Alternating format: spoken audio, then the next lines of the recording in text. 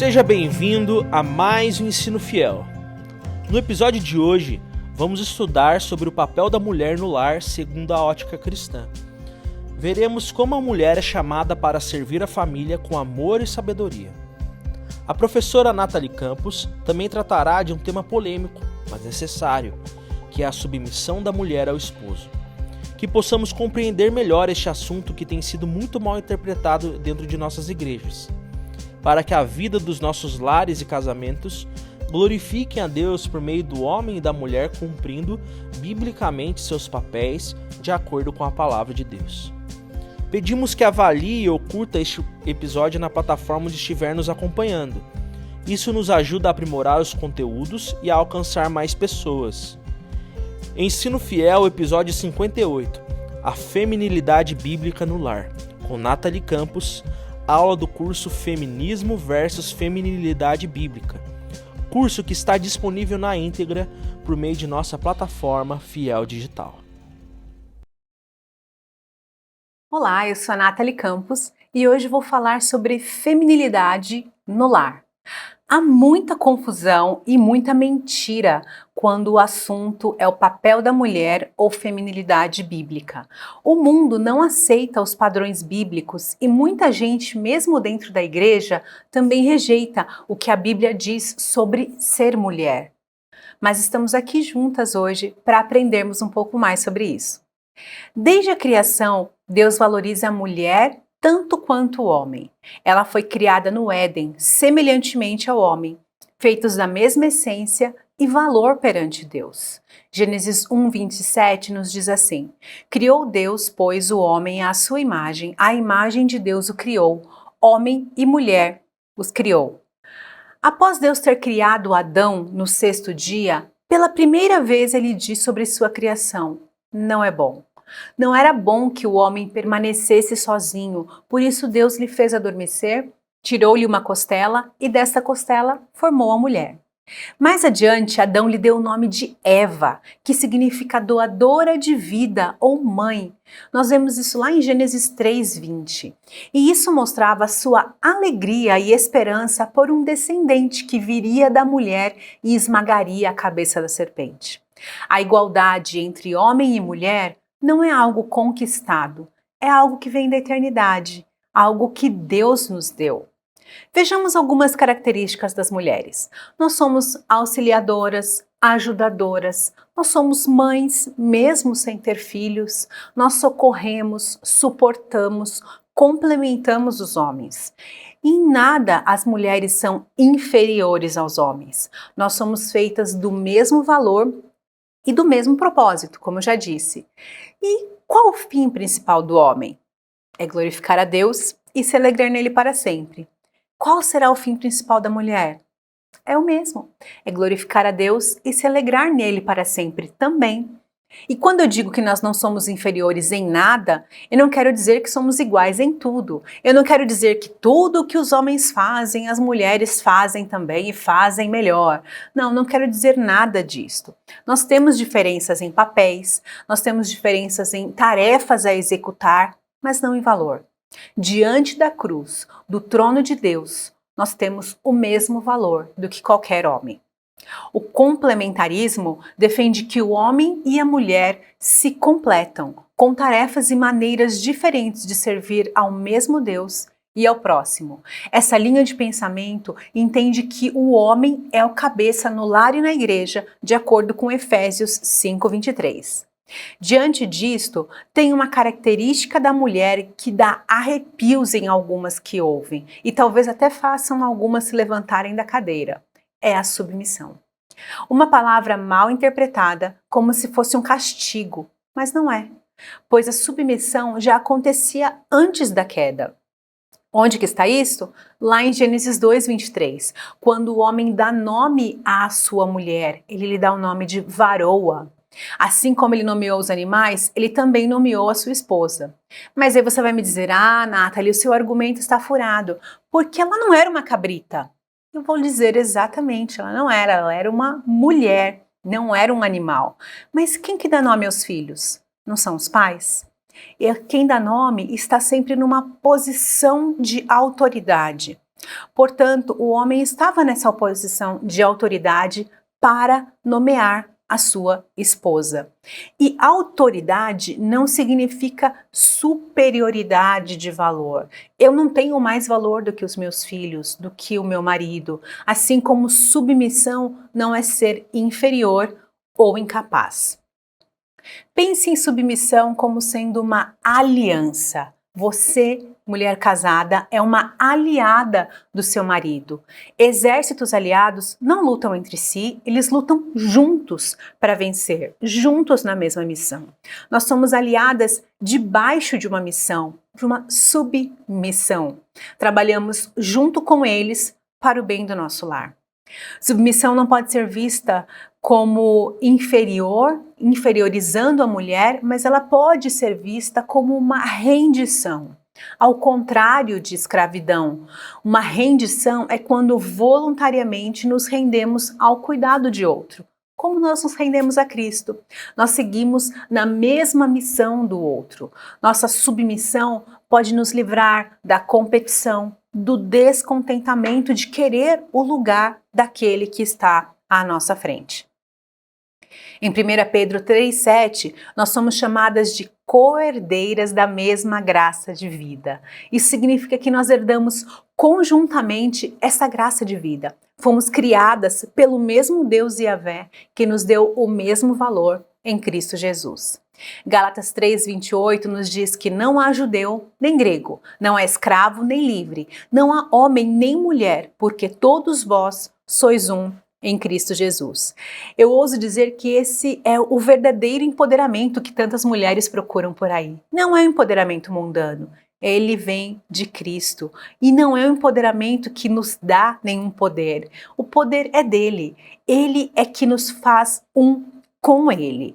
Paulo não estava falando isso em uma época fácil. Ele estava colocando no mesmo patamar nações diferentes, grupos étnicos diferentes, classes sociais diferentes, inclusive gêneros diferentes, o homem e a mulher, explicando que quando estamos em Cristo, somos iguais e somos um com ele. Em Gênesis, Deus chama o homem e a mulher para dominar a criação, trabalhar a terra, cultivar e guardar o jardim onde eles foram colocados. Eles são co-regentes nessa tarefa, significam que trabalham junto com Deus e junto um com o outro. Porém, não estamos mais no jardim do Éden, nós fomos expulsas. O relacionamento do homem com a mulher deixou de ser complementar para ser competitivo. E estamos nessa disputa até hoje, querendo cargos melhores, salários maiores e mais prestígio do que os homens têm. E veja que o problema não é ter mais necessariamente, mas o problema é querer ser o que não se é. Da mesma forma como aconteceu com a mulher e a serpente no Éden, que ela quis ser como Deus, acontece conosco hoje. A mulher ficou tentada a ser como Deus, por isso tomou do fruto e o comeu. Hoje somos tentadas a superar e passar por cima dos homens em todas as categorias, inclusive na liderança do lar e da igreja.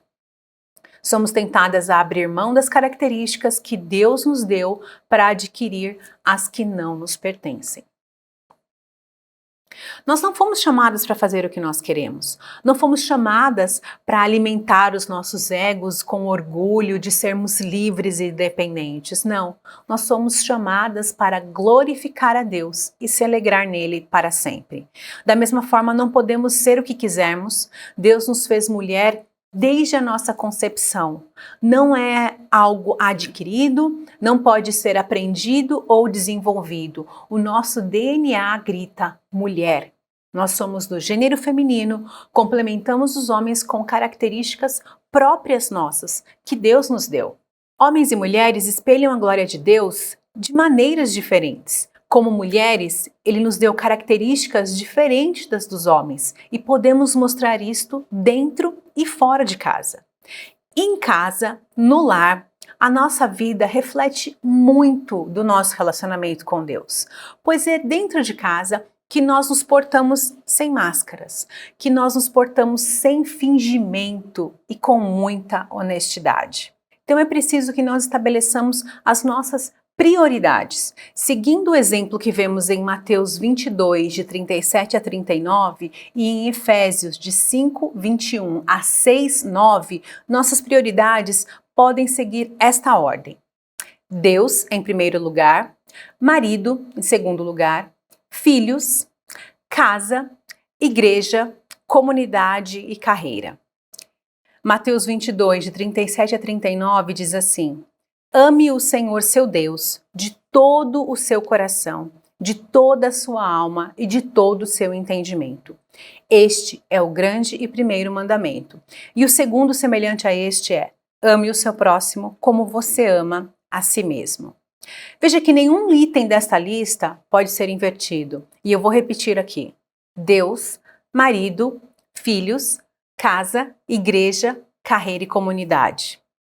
Maridos não podem ocupar a posição de Deus. Filhos não podem ocupar a posição do marido. A sua carreira não pode ser mais amada do que o seu lar. Da mesma forma, a sua casa, a estrutura onde você mora, não pode estar acima das pessoas às quais ela abriga. Para algumas, muitas vezes, manter a casa arrumada fica acima de cuidar da alegria e do prazer da família. E a casa acaba virando uma idolatria para a mulher. A casa é a estrutura, é o que te abriga, é o que te protege. Pode ser um apartamento, uma casa-terra, na cidade ou na praia. É a construção. A casa, ela só nos é útil se ela cumprir o seu papel, para o qual ela foi destinada, e que é abrigar, ser o nosso lugar de hospitalidade, para os de dentro e para os de fora de casa. A casa é o nosso lugar de respeito, é onde nós nos preparamos espiritualmente, é onde servimos nossos pais, os nossos irmãos e também onde nós preparamos os nossos filhos para se apresentarem diante de Deus, podendo ensiná-los a santa palavra e prepará-los para que um dia eles também possam ter a sua família. O nosso lar é o que nós carregamos para fora da casa no momento de incêndio, por exemplo. É quem você deixa quando você sai de manhã e para quem você volta no fim do dia. A casa abriga o seu lar. Quando entendemos e organizamos as nossas prioridades, não importa o tempo que você gaste longe do lar, seja no trabalho, seja em outra atividade, o seu coração sabe o que é mais importante. O seu coração crê de fato que aquelas vidas que o Senhor te deu para cuidar são mais importantes e são um investimento maravilhoso. Você já pensou no seu lar, nos seus filhos, no seu esposo, como um investimento eterno, que não acaba e que não desvaloriza? Pois sim, o nosso lar pode ser um bom investimento do nosso tempo e das nossas energias. Quando nós investimos tempo cuidando e zelando pelos nossos filhos, nós investimos em suas almas, nós investimos na aproximação deles com o Salvador, nós investimos para a eternidade. Que alegria será ter os meus filhos gozando de eternidade comigo, junto ao meu Salvador. Que alegria passar a eternidade junto com aqueles a quem eu mais amo. Então, invista no seu lar. Priorizar o nosso lar nos ajuda e reflete nosso amor por aqueles que são cuidados por nós. E, em última análise, reflete o nosso amor por Deus. Uma das formas que Deus usa para abençoar o seu povo é através de famílias, lares que servem de refúgio em um mundo hostil. Ao priorizar o seu lar, você tem a chance de fazer florescer uma família piedosa, uma família que cresce em graça e conhecimento de Cristo, como uma extensão da igreja. 1 João 4, 19 e 20 diz assim: Nós amamos porque Ele nos amou primeiro. Se alguém disser, amo a Deus, mas odiar o seu irmão, este é mentiroso. Pois quem não ama o seu irmão, a quem vê, não pode amar a Deus, a quem não vê. Então, quando nós demonstramos amor àqueles que estão mais próximos de nós, nós refletimos também o nosso amor por Deus. O trabalho na esfera privada geralmente é onde a remuneração não existe. não é uma remuneração monetária, mas é uma remuneração que tem um mérito eterno. É um lugar onde as almas são alimentadas e os corações encontram refúgio. Todo este investimento no lar não tem muito valor no mercado de trabalho, mas as Escrituras nos ajudam, nos guiam a focar no principal. Provérbios 14:1 diz: a mulher sábia edifica a sua casa, mas a insensata a derruba com as suas próprias mãos. A mulher sensata está sempre envolvida em edificar o seu lar, construir o seu casamento. Ela tem as prioridades nos seus devidos lugares. Enquanto o mundo nos instiga a competir, zombar e preterir o nosso lar, e preterir ao homem também, a Bíblia nos ensina sobre amor, sobre misericórdia, sobre graça. E que a palavra de Deus, então, seja o seu guia e não o mundo, para que o seu lar seja edificado através de sua vida. Obrigado por ter nos acompanhado em mais um episódio do Ensino Fiel. Não se esqueça de avaliar ou curtir este episódio e de compartilhar também com outros irmãos. Até a próxima, que Deus te abençoe!